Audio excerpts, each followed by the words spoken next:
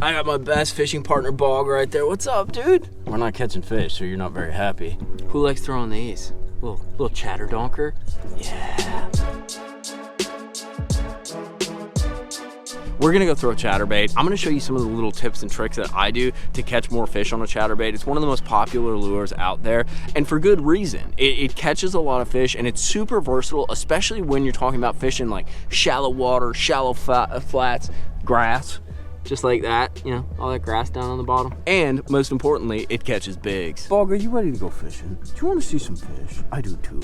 Quick note, go subscribe to my boy JT Kenny. I've been crashing at his house and he's been super generous. The Ginger King, as I like to call him. You probably shouldn't call him that. We're gonna go out, hit that like and subscribe button. I'm gonna show you some of the tips and techniques that I use to catch a few more bass and hopefully some big bass when using that chatterbait out here during the pre-spawn.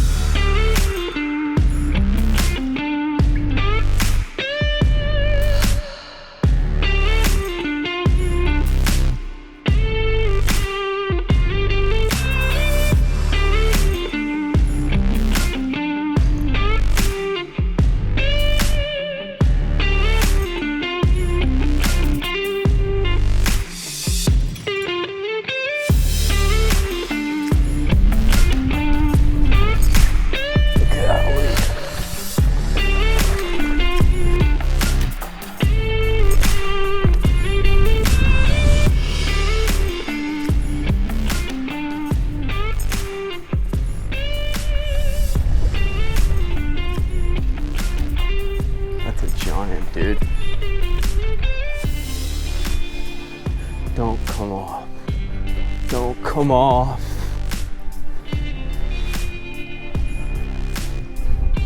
It's a monster.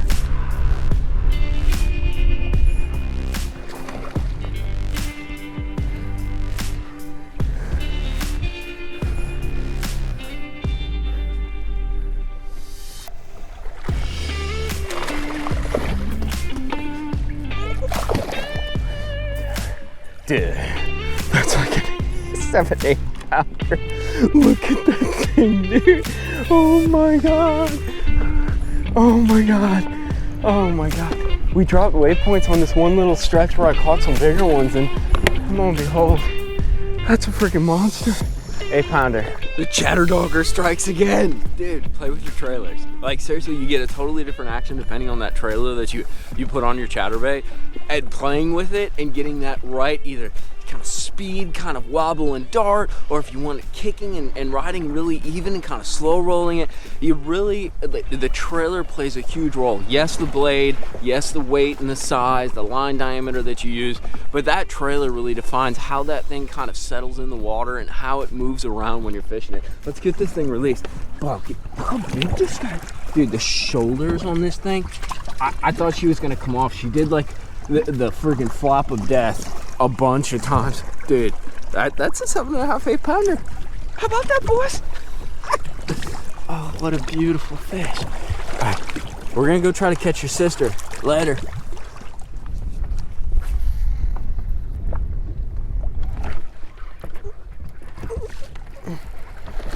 Oh God.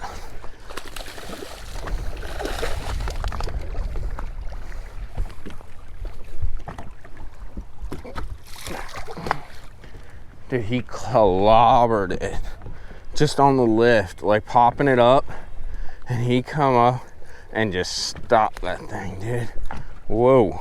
So 2 things that happen when you're fishing a chatterbait, especially you can see like how fast we're fishing it, but 2 problems that you have when you're fishing a chatterbait is 1, your trailer, like this Komodo, it slips off, especially you're like, rip it off the grass or something. You get a lot of slippage and it ends up coring a lot of baits. The other problem that you have is your skirt does the exact same thing as your trailer. It slips off, and it's annoying because a chatterbait is a very like rhythm oriented bait. You know, you're slanging, you're kind of getting in your groove, you're reeling fast, you're making a bunch of casts. It's all about kind of that fluid sort of flow, and when stuff like that happens, it sort of inhibits your flow, and I'm not about that. So there's 2 things that you can do, and they actually both involve braid. So one thing, and I've already done it to this one, is so you put your favorite skirt on a trailer. This is actually a custom chatterbait that I have made, but you put your favorite skirt on there, and then you take 50-pound braid and you wrap it around the skirt. You've seen me do this, I think on my buzz baits, which have the same problem where the skirt actually slides down. Anything where you're putting a lot of pressure on it, or if you're looking to get more flare out of the skirt on some of maybe your football jigs or your flipping jigs. But you can wrap 50-pound braid, tie just an overhand knot, wrap about like 10, 15 times around, and then overhand knot again, and that skirt ain't going nowhere, dude. I don't care if you catch a 92-pound bass on it, it ain't going anywhere. The other thing that you can do in relation to your trailer, like this Komodo, is you can actually wrap braid. A lot of chatterbaits come with keepers. This one custom one that I get doesn't really have a great keeper on it, but even the keepers on some of the Z-Man stuff and that, they're like a little wire hook, pretty decent, but not perfect. But what you can do is take that same, say 50, you can use 65-pound braid, but I found 50 is the best. It's a lot easier to work with. But see how that hook shank has all that green like fishing line on it? So what you do is you take your 50-pound braid, you tie the overhand knot, tie it right below kind of like the little bump that keeps the skirt, and then make a wrap. And basically what you want to do is make a wrap so that it bumps out kind of down the hook.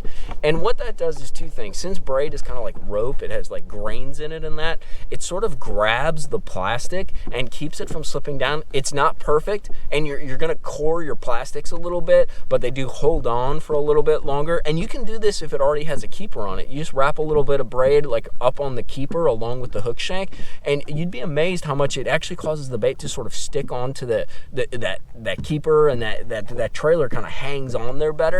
The other thing you can do, you can see I put like a little bit of a bump in there, and it's almost like what you do with like a straight shank flipping hook when you do your own custom keepers on there. You put a little kind of a little hump, you know, and that sort of bumps into the plastic, and the plastic kind of reforms around it, and it allows the bait to sort of grab onto more instead of just that straight smooth shank of the hook, and it keeps your trailer on there a little bit better and allows you to flow a little bit better and catch some of these bass.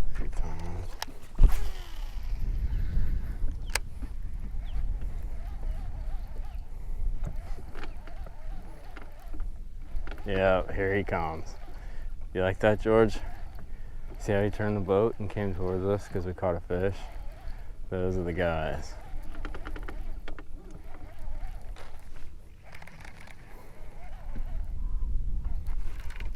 That's a big one.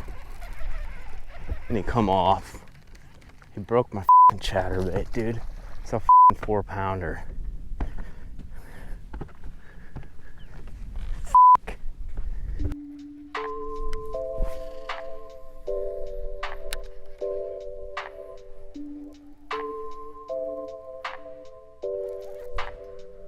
That's a good one.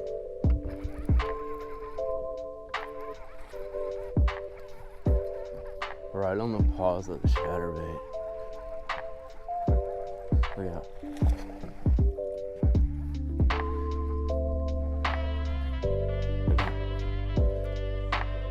Such strong fish.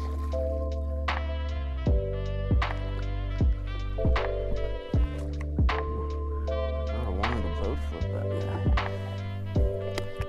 Hog loves chatterbait fish. Those grass fishing, oh, he ate it. But the way they're eating this chatterbait and the bites that I'm getting, maybe there's a better bait, but this is absolutely fun. But this is a good time to kind of pause and show you kind of the setup that I use to present this chatterbait, because there's two different rods that I use, and I'm using one of them now, and there's a very good reason why I'm using this one instead of the other one. So no matter which rod I'm using, the reel that I'm using is always kind of my utility reel, and that's a Shimano SLX, just the standard one. I'll put links to all this stuff down at Tackle Warehouse down in the description box. This is a 7.2 speed, a little bit fast, you might say, right? A lot of guys like a 6.21, a 6.31. I like a faster reel because I'm able to slow down. I know JT has a little bit different opinion. He kind of likes a slower reel because he has one speed that he reels all the time, so he needs to change reels to do that. I have no problem slowing down when I need to with this 7.2, and it's a lot harder to speed up more with like a 6.21 and fish it faster. So I like to be able to kind of bullet the bait through the water like super fast. And I've found too, I think, you know, there's a lot of fishing pressure these days, and I really think a lot of these fish react to faster moving baits. It might not always be the perfect solution, but being able to move your bait faster is really important. I have 15-pound fluorocarbon on here. Yeah, you know, we're catching decent fish. You know, hopefully we'll catch a giant. I'm not too worried about that line size, because the line diameter allows the bait to kind of get down a bit, which is what I want because I'm taking the grass. If you're fishing around big trees and super thick cover, yes, you want to upgrade. Keep in mind though, it's going to inhibit the depth that your chatterbait runs at, as well as how much kind of darty, wiggly action that you get. The thicker line, the heavier line that you go, the less action you're actually going to get out of your chatterbait. For chatterbaits 5/8 ounce and below, when I'm fishing like a grass flat or an open expansive area, maybe there's a few stumps or something along those lines, but it's just a flat, you know, you're covering water. I like this Halo KS2 Elite. This is a 7.2 medium heavy. Now, reason I like this, it's got a little bit softer tip. It really loads up well. And also on that same note, it allows me to make like really long casts. You're trying to cover water, you're slanging it out there. So it allows me to make those long casts. And fishing around grass and when I'm ripping the bait and I need a little bit extra leverage, I really like this rod. However, if I was skipping docks with the chatterbait, or if I was fishing around tighter sort of circumstances, maybe I'm fishing around trees, maybe I'm fishing around cover, maybe I'm fishing around boats. If there's anything where I'm more target oriented, or maybe there's other people in the boat and I don't want such a long rod because I'm afraid of hitting them, I run it's a 7-foot XD3. It's like $100 rod. It's medium heavy. It's like super traditional, dude, like very classic rod. Once again, it's a medium heavy, but what's nice with that rod is it has a softer bend, but it's a little bit stiffer and a little bit shorter. So it allows me more accurate casts. It allows a better, I'm like, I think 5'8", 5'9". It allows me to make a roll cast to skip the bait a little bit better because you kind of go low with it. And with a 7.2, it's a little too long. I end up like thunking the water with the bait instead of getting that nice kind of roll where you skip it across. So it allows me to be more accurate, but it has a little stiffer tip too. So if I am fishing around docks or cover, I can put a little bit heavier line on there and really kind of like jerk that fish out and get a good hook set immediately, very quickly, because it's a very sort of mobile rod. It's a super light rod, easy to use. But those are the two rods that I work with on a chatterbait. Really the general difference is if I'm fishing close to stuff around cover, I want that shorter rod. If I'm fishing expansive flats, kind of like what we're doing today, whether they have grass on them, rock, maybe some sticks, some trees, I'm going to use this KS2 because I can make those longer casts and I can basically manage the bait a little bit better when I'm making those longer casts. But make sure to hit that like and subscribe button, and if you don't do it for me, do it for the best fishing partner ever, Bog Boggerson, the fishing pit bull. Support grassroots fishing, because that's what this is. Oh, by the way, shout out to Monster Bass. Go check out their, dude, they got sick clothes. My Whataburger Monster Bass shirt is pretty badass, dude. But we will see you back out on the water, tight lines till then, or maybe we'll talk some lures in the garage. Who knows? But later, guys.